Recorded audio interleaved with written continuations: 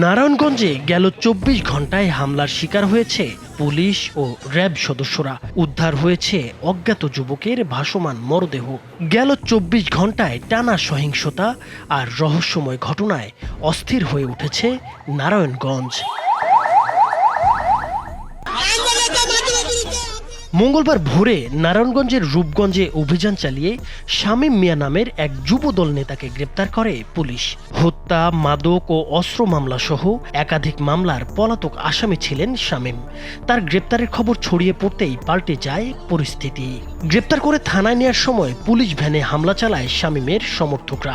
ধারালো অস্ত্র নিয়ে ঘেরাও করে প্রথমেই পুলিশের গাড়ির চাকা কেটে দেয় সন্ত্রাসীরা।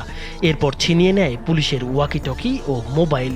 শেষে হাতকড়া পড়া অবস্থায় শামীমকে ছিনিয়ে নিয়ে পালিয়ে যায় হামলাকারীরা। আক্রান্ত পুলিশ সদস্যদের উদ্ধারে হাজির হয় থানা পুলিশের অতিরিক্ত সদস্য। ৭ রাউন্ড ফাঁকা গুলি ছুড়ে পরিস্থিতি নিয়ন্ত্রণে আনেন তারা। উদ্ধার হন হামলায় আহত থানার ওসি সহ ৬ পুলিশ সদস্য। পরে অভিযান চালিয়ে শামীমের স্ত্রী সহ ১২ জনকে গ্রেপ্তার করে পুলিশ। এ ঘটনায় এখন পর্যন্ত ৪০ জনের নাম উল্লেখ করে এবং অজ্ঞাতনামা আরও ২০০ জনকে আসামি করে পুলিশবাদী মামলা হয়েছে। ১২ থেকে ১৩ জন ব্যক্তিকে আমরা গ্রেপ্তার করেছি এবং এই ঘটনায় কুখ্যাত মাদক সম্রাট শামীমের ওয়াইফও আমাদের হাতে গ্রেপ্তার হয়েছে। এর পরপরই দুপুরে শহরের দেওভোগ লিচুবাগ এলাকায় ঘটে আরেক ভয়াবহ ঘটনা।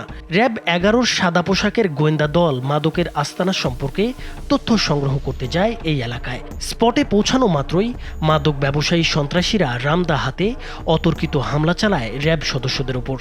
মাথায়, হাতে ও শরীরের বিভিন্ন স্থানে রামদায়ের কোপে আহত হন ৩ র্যাব সদস্য। গুরুতর আহত এসআই নজিবুলকে উন্নত চিকিৎসার জন্য নেওয়া হয় ঢাকা মেডিকেল কলেজ হাসপাতালে।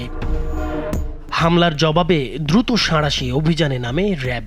রাতেই দেওভোগের ২টি বাড়িতে তল্লাশি চালিয়ে উদ্ধার করা হয় ২৩৫ কেজি গাঁজা, ১১,০০০ পিস ইয়াবা। জব্দ করা হয় পিস্তলের কয়েক রাউন্ড গুলি, ছুরি, চাপাতি, রামদা ও চাইনিজ কুড়াল সহ বিপুল পরিমাণ দেশীয় অস্ত্র। জব্দ করা হয় ড্রোন, সিসি ক্যামেরা এবং নগদ প্রায় ১২ লাখ টাকা। গ্রেপ্তার হয় ১৩ সন্ত্রাসী। র্যাব অধিনায়ক জানান, নারায়ণগঞ্জের নিরাপত্তা নিশ্চিত করতে র্যাবের কাজ আরও জোরদার করা হয়েছে। চলবে নিয়মিত সন্ত্রাস ও মাদকের বিরুদ্ধে অভিযান। এটি নারায়ণগঞ্জের প্রতিটি পাড়া মহল্লায় সাধারণ মানুষের নিরাপত্তা নিশ্চিত করার একটি সুস্পষ্ট বার্তা। যারা কিশোর গ্যাং কালচার লালন করছেন অথবা মাদকের কারবারে যুব সমাজকে ধ্বংসের পথে ঠেলে দিচ্ছেন, তাদেরকে স্পষ্টভাবে জানাতে চাই, এখন এই অন্ধকার পথ পরিত্যাগ করুন। অন্যথায় র্যাবের কঠোর আইনানুগ ব্যবস্থা এখন থেকে চলমান থাকবে এবং এখান থেকে কোনো রেহাই পাবে না অপরাধীরা। এসব ঘটনার ১২ ঘন্টা পরই ঘটে আরেক চাঞ্চল্যকর ঘটনা। বুধবার সকালে নিতাইগঞ্জের কেরোসিন ঘাটে শীতললক্ষা নদীতে ভেসে ওঠে অজ্ঞাত যুবকের মরদেহ। নৌ পুলিশ মরদেহ উদ্ধার করে ময়না তদন্তের জন্য হাসপাতালে পাঠায়। পরিচয় জানতে তদন্তে নেমেছে পিবিআই ও সিআইডির বিশেষ দল। নাইমুর হোসেন, মাছরাঙা টেলিভিশন।